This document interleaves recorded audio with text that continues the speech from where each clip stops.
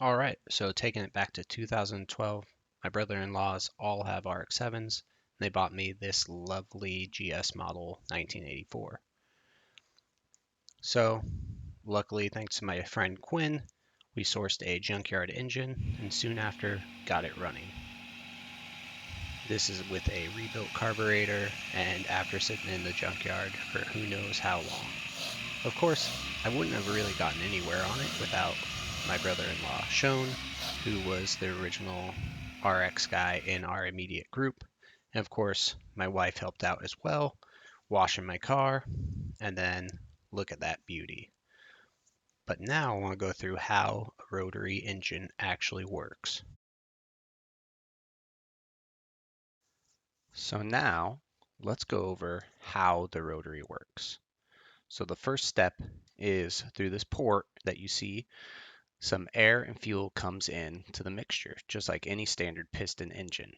Now, our rotor rotates around, creating compression against the apex seals and the housing of the rotor.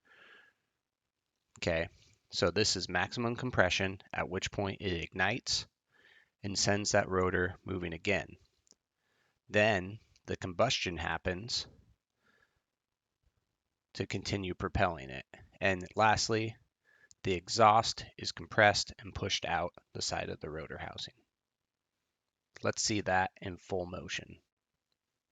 Because of the way this is designed, we can see equal weight distribution. So when you're revving a rotary, you don't have any weird displacement or the engine shaking because it's perfectly balanced as it spins around.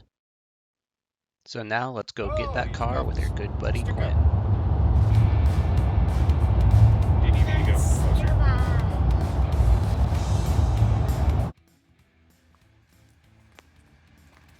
So we picked up the RX8 here that you see from a field from our cousin's house. It actually belonged to his mom, so my aunt-in-law, I guess you would say, but very good condition except for a few minor blemishes.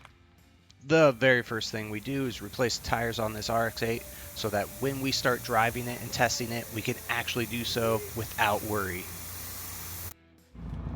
All right, so we got the first drive in the 7 and the 8. I keep calling it the 7, but so the RX8 first drive, brand new tires. I'm loving it. This thing is fun. That's our tow vehicle up there, just in case. I'm gonna take a very short drive here.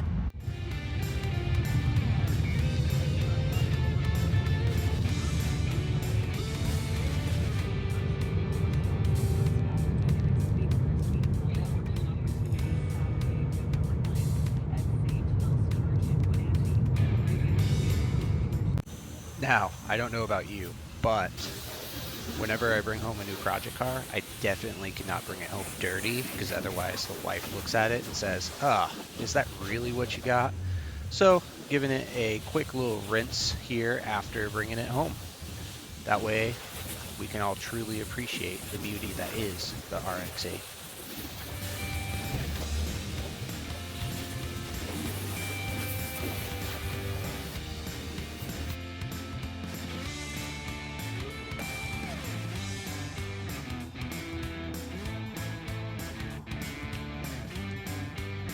Hey, thank you so much for watching. Stick around, like and subscribe to the channel if you want to see more work being done to this car as we go through things like troubleshooting or as simple as trying to get this horrible old school vinyl bra and plastic off of the paint, all the way up to the next spot, which is figuring out what the heck all these lights are exactly for. Thanks for watching. I'll see you next time.